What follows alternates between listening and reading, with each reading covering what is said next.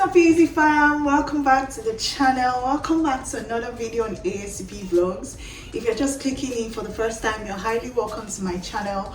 Please do well to like, comment, subscribe, turn on your post notifications so that you're notified when next I make a post. And just a quick intro for those of you, for my newcomers and my new subscribers. My name is Enwere Mitchell and I'm a medical laboratory scientist, Ascp certified.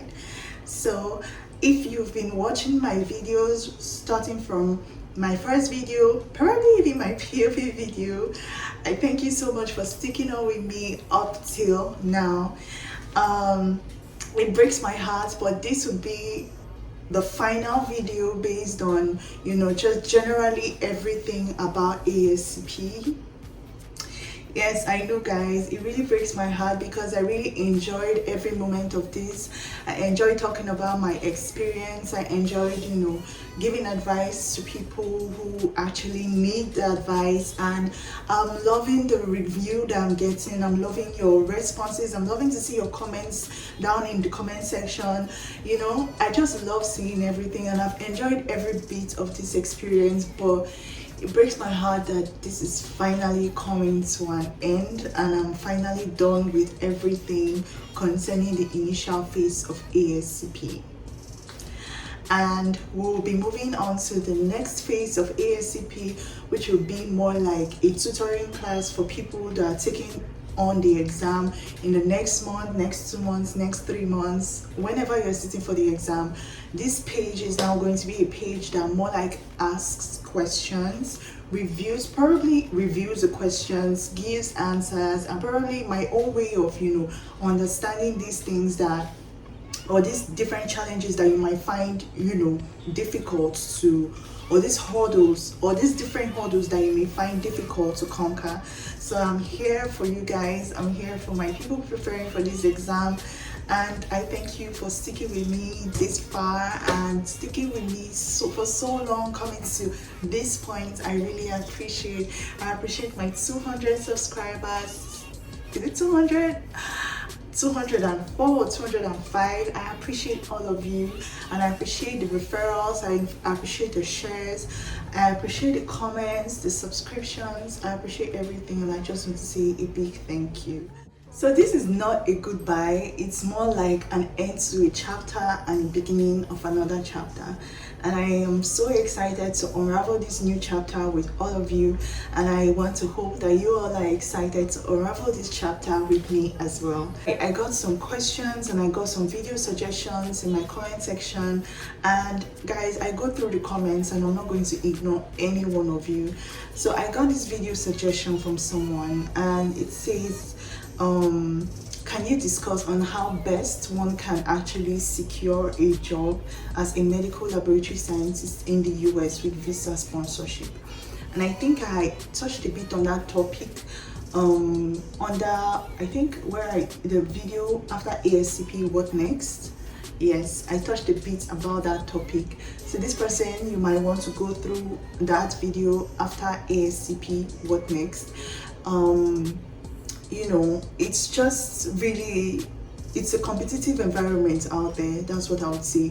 It's a very competitive environment, and you want to stay at the top of your game.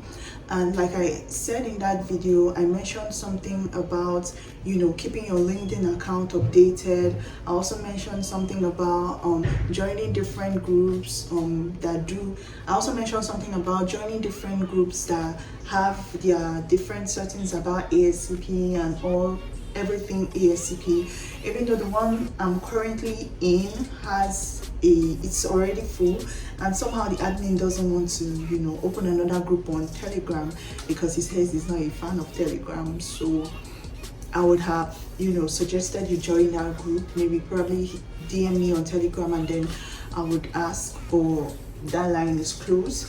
But with that notwithstanding, you can also check, like I said in the other video, I mentioned something about Glassglow, and then there is also these Zip recruiters.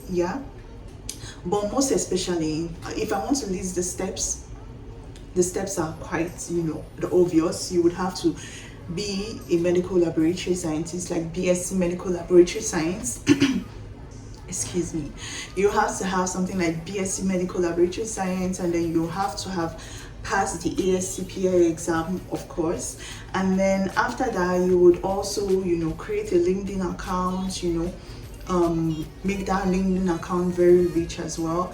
Then you would also want to, have a good working experience, and I'm not even talking about just your basic work. If you can also work at in an ISO standard lab, the ISO 15189, like similar Cleaner Lancet, EHA clinics, all those labs that have ISO standards. If you can also work there, it's a plus. Knowing that you've worked at a standard laboratory, at least you have an idea about standards and quality. You can also as well look for job openings, like I said, on something like Zip Recruiters and other job openings that offer H1B visa sponsorships. You get, so you can look them up on Google, ask AI and all of that. But I'm still on my journey, like I said, and I'm taking you guys on this journey with me. So I'm personally still on my journey. I just, not that I just, but of course, I just wrote the ASCP exam and passed, and then my next step is my PTE, and then after my PTE, the next step is, the visa and all of that stuff. So I'm still in the preparatory phase. I'm still in my PTE, getting that done. And big news, guys. I guess I'll be dropping it here for the first time. I just started my master's as well, so it's really, really tough for me that I have to juggle the PTE exam and then my master's too. So I'm just trying to find a balance here, but definitely before this year runs out, I would have written my PTE and gotten that out of the way, and then have to start thinking about the CGFNS screening and all of that stuff. So I hope this helps, but just go through that video after ASCP what next, and then you'll have your questions answered.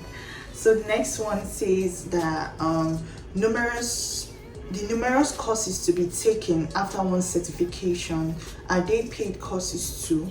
You also have, some free courses, and you have those that are paid. Like I said, I've not started working towards renewing my license because I literally just got it.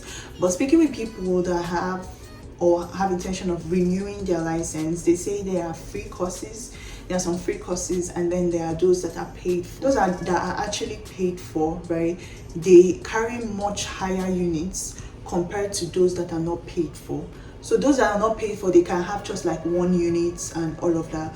But those that are paid for, you can see them with 7 units and all of that. So I think it takes more time if you are going for those that are not paid. It takes more time because you have to accumulate more courses and study more courses as compared to the normal courses that you are not paying for. You just have to pick a course, and then it has a high units, and you can just finish up those 36 courses in no time. So it just depends on you. The person saying, what if he encounters a difficult question on the day of the exam? Is he to flag the question, or is he to answer it and then come back and review it? For me, as a person, I didn't flag any question because I was scared that I may just run out of time, and then I wouldn't be able to go back and revisit that question. So rather than flagging the question, I answered all the questions. But I was able to go back and review my questions, and then correct those that I felt like the options I picked were not the right options. And then someone is also saying that he just heard from someone that it is bad to go back and change your answers, as someone told him that was the basis on which he or she failed. I don't want to talk bad about anybody or their experience while writing this exam, but I don't think that that's a valid reason why the person didn't make it for that exam. Because I went back to all my questions from 1 to 100, and I reviewed all my questions and I changed a couple of answers. And I didn't change all my answers. I only changed those that I had a strong hunch that, okay, I didn't pick the correct answer and this is actually the correct answer.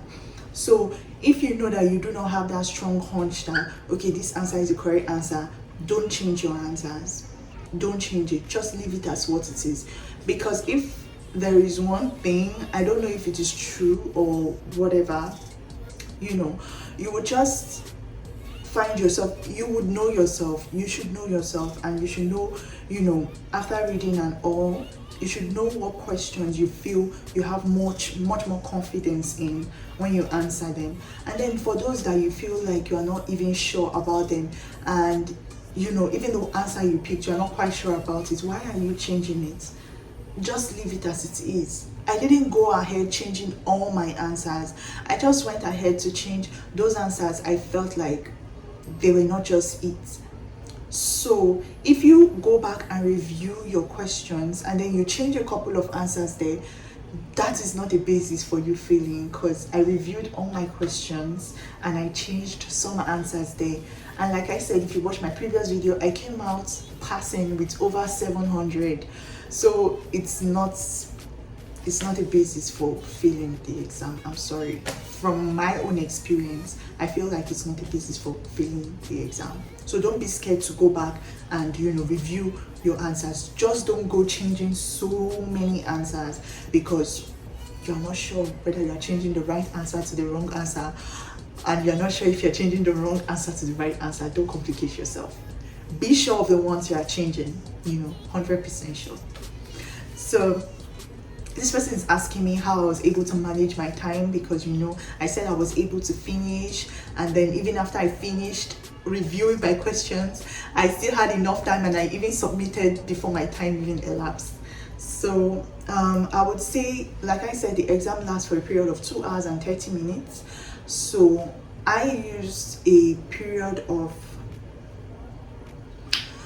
1 minute and 5 seconds. I used a period of 1 minute and 5 seconds to answer one question. So if you're able to use 1 minute and 5 seconds to answer one question, you'll be able to, manage your time on that day of the exam. Because the time, funny enough, the time is, they won't allow you to carry wristwatches in, but the time will just be, you see where my hand is pointing, this side, this is where your time will be, here, right here. So you'll be able to look at it, except you are so engrossed in your exam that you are not able to check your time. Because my eyes were literally like, that's what I was doing throughout. And at some point, yes, I got carried away with the exam. Like when I looked at the time, I was like, damn, I'm running behind time. Like I need to speed things up. Do you understand? So if you use 1 minute and 5 seconds to answer each question, then you can be able to manage your time. So try working on that. When you're answering the BOC questions, try practicing answering the questions in 1 minute and 5 seconds and see how that works for you. So the next question says, can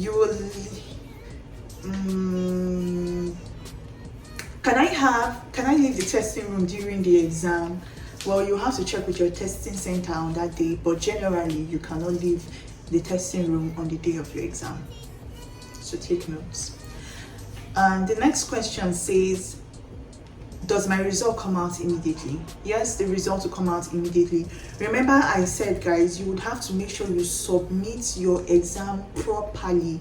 If you are not sure on how to submit your exam, just call one of the people in the call center to help you submit.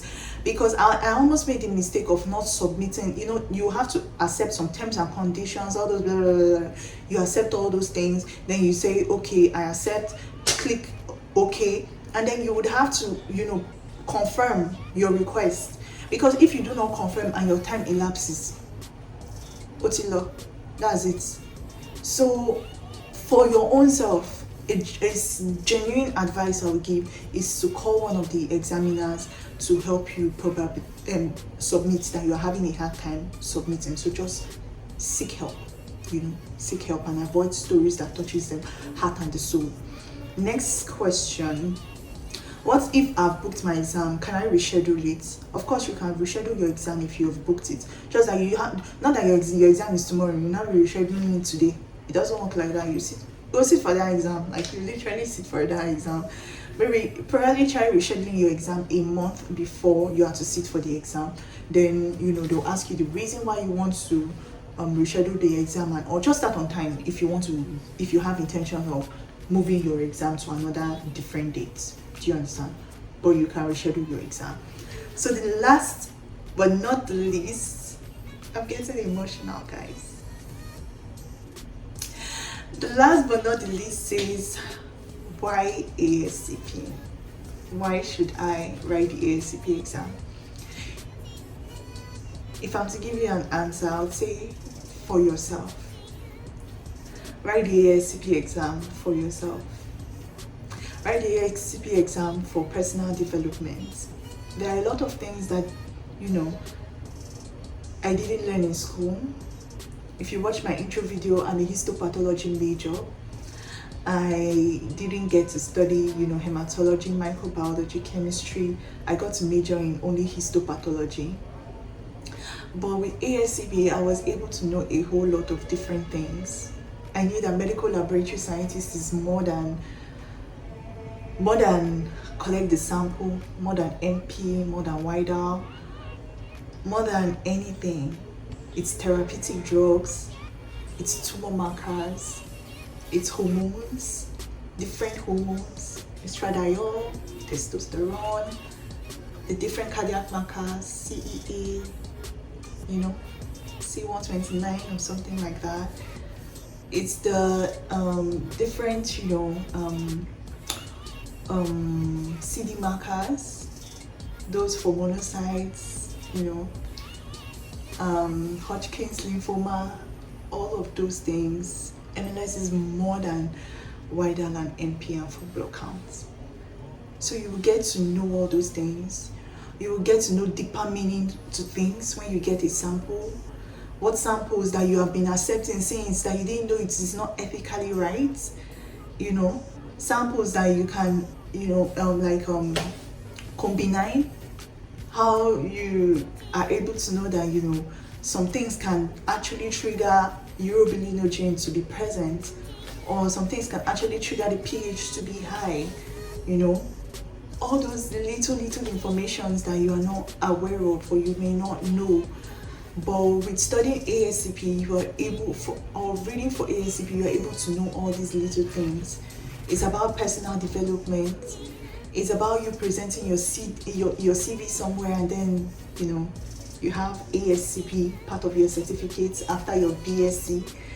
It's about just broadening your horizon. When you step into somewhere and someone sees ASCP on your certificate, they know that you are professional, highly professional, and they know that you have something up here. It's about personal growth and personal satisfaction. So if you want to grow as a laboratory scientist, if you want to build yourself as more than MP, WIDAL, full blood counts, electrolytes and liver function and renal function tests, then you should take it to the professional level and read for your ASCP exam. And with that being said, we've come to the end of this chapter of everything ASCP preparation, and we welcome the new chapter of ASCP study. And I would see you guys in my next vlog. I love you all.